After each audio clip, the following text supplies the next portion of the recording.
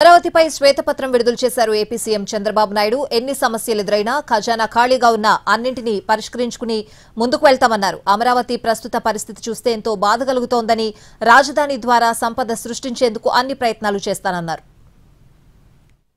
తలుచుకుంటే బాధ, చేసిన కష్టం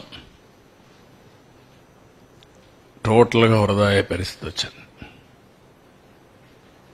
అది చూసినప్పుడు అట్లనే మనసు ఏమాత్రం కూడా నిగ్రహం చేసుకోలేని పరిస్థితి వస్తుంది. ఇంత కష్టపడితే ఈ మార్గం చేశారేంటి దుర్మార్గం అంటే జాతి ద్రోహం. ఇది నాకు కాదు, నేను నిమిత్త మాత్రుడిని, ప్రభుత్వం నిమిత్త మాత్రం. ఆ రోజు మాకు ఈ అవకాశం వచ్చింది. నా ఇంటెన్షన్స్ ప్రజలు అర్థం చేసుకునేట్టుగా నేను చెప్పలేకపోవడం కూడా నా తప్పు కావచ్చు, లేకపోతే వాళ్ళు కూడా ఒకసారి ఎమోషనల్ గా డిస్టర్బ్ కావచ్చు. అల్టిమేట్ గా రిజల్ట్ ఇస్ సేమ్. నేను సఫర్ అయ్యా, రాష్ట్రం సఫర్ అయింది, అందరం సఫర్ అయ్యా.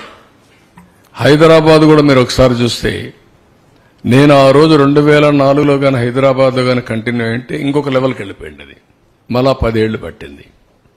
ఈ రాష్ట్రం కూడా 5 ఏళ్లు కానీ కంటిన్యూ అయింటే కంటిన్యూటీ ఆల్వేస్ క్విక్ రిటర్న్స్ వస్తాయి, ఫాస్ట్ గ్రోత్ వస్తుంది, బెటర్ ఎకానమీ ఎస్టాబ్లిష్ అవుతుంది.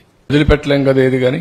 లేకుంటే నాకెందుకు ఓట్లు వేశారు, ఎందుకు వాళ్ళకి 11 వేసి నాకు 164 సీట్లు మాకెందుకు వేశారు? మా కూటమికి నమ్మకమే కదా, నమ్మకాన్ని నిలబెట్టుకోవాలి కదా.